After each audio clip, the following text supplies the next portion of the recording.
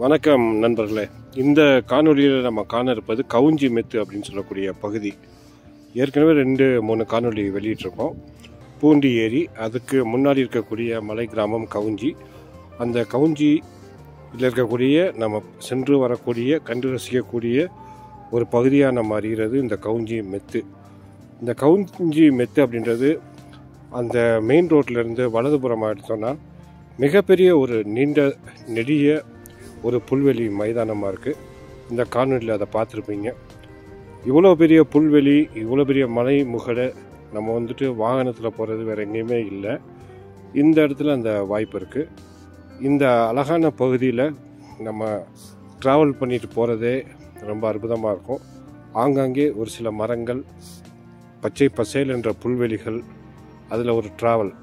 இது ஒரு off road பைக்கர்ஸுக்கு போகிறதுக்கு ஒரு சிறந்த இடமா இருக்கும். மழை காலங்களில் இதில் போக முடியாது. ஏன்னா இது மண் பாதைகளில் சகதி எல்லாம் மேவிடும். எல்லாம் சறுக்கும் தன்மையை கொண்டதாக இருக்கும். இந்த பகுதியோட மிக சிறப்பம்சமே என்னன்னு பார்த்தீங்கன்னா, இந்த மலை உச்சி அடைந்த பின்பு அங்கேருந்து நம்ம 360 டிகிரி வியூ சுற்றிலும் இருக்கக்கூடிய அனைத்து மலை கிராமங்களையும் காணலாம். ஒரு மலை தொடர்களை காணலாம். அந்த நீலமலை தொடர்கள் அப்படின்னு சொல்லக்கூடியது ரொம்ப கிளியரான நேரங்களில் இதோட காட்சிகள் ரொம்ப நல்லாயிருக்கும். மிக திறந்த வெளி ஒரு மைதானமாக இருக்க காரணத்தினால வன விலங்குகள் இங்கே வரக்கூடிய வாய்ப்புகள் ரொம்ப கம்மியாக இருக்குது. இந்த பகுதி மக்கள் இந்த பகுதியை ஒரு மேய்ச்சல் நிலமாக பயன்படுத்திட்டு வர்றதை பார்க்க முடியுது. ஏன்னா இந்த உச்சியில் இருக்க மலையில் அந்த மரங்களில் கயிறு கட்டியிருக்கதை பார்த்தோம். இந்த பகுதி விவசாயிகள் மலை மாடுகள் அப்படின்னு சொல்லக்கூடிய அந்த உழவு மாடுகளை உழவு பணிக்கு பின்பு இந்த மாதிரி இடங்களுக்கு அமுச்சு விட்டுறாங்க. அது ஒரு சில மாதங்கள் இந்த பகுதியில் சேஃபாக இருந்து அதோட புல்லை எல்லாமே தின்னு நல்லா கொழுன்னு வளர்ந்துருன்றது ஒரு ஐதீகம். அந்த வகையில் இந்த பகுதி மாபெரும் ஒரு மேய்ச்சல் நிலையமாகவும் விளங்குது. இவ்வளோ பெரிய லென்த்தான ஒரு பாதைன்றதை நம்ம இந்த காணொலி வாயிலாக நீங்கள் பார்த்துட்ருப்பீங்க அப்படின்னு நம்புகிறோம்.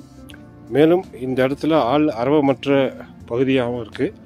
இந்த மலை கிராம மக்கள் ஒரு சிலர் பொழுது போகிறதுக்காக இந்த பகுதிகளுக்கு போகிறதையும் நாங்கள் பார்த்தோம். இன்னும் ஒரு சிலர் இது பக்கம் போகிறாங்க. மேலும் இதில் நம்ம கிட்டத்தட்ட நிறைய நேரம் இந்த இடத்துல நம்ம யாருமே இல்லாமல் டைம் ஸ்பெண்ட் பண்ணக்கூடிய இதாக இருக்குது. ரெண்டாவதாக சொல்லணுன்னா மிகப்பெரிய பாதுகாப்பான ஒரு பகுதியாகவும் இருக்குது. இது போன்ற பகுதிகளுக்கு நம்ம போகிறப்போ நம்ம இந்த பிளாஸ்டிக் சார்ந்த உணவு பொட்டலங்கள், அந்த தண்ணீர் பாட்டில்கள் ஏற்கனவே கொடைக்கானல்ல தடையாக தான் இருக்குது. இருந்தாலும் அது மாதிரி கொண்டு போய் குப்பை கூலங்களற்ற ஒரு பகுதியாக நம்ம இதை கண்டு ரசிக்கலாம். ஏன்னா சில வருடங்களுக்கு முன்பு இங்கே போயிருந்தப்போ இதில் எங்கே பார்த்தாலுமே அந்த மது புட்டிகள் தான் நிறையா இருந்தது. இப்போ தூய்மை பண்ணி வச்சுருக்காங்க.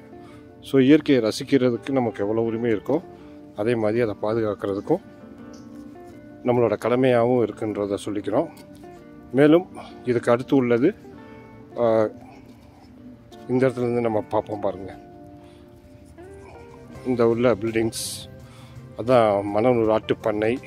அந்த மணவனூர் மேய்ச்சல் நிலங்கள், அந்த ஆடு வளர்க்குறாங்க இல்லையா, அதோட மேய்ச்சல் நிலமாகவும் எதிர இருக்கக்கூடிய அந்த பகுதி அடுத்த காணொலியில் காணுவோம். மேலும் அங்கே ஒரு சூழல் சுற்றுலா மையம் இருக்குது, அதையும் நம்ம காணலாம்.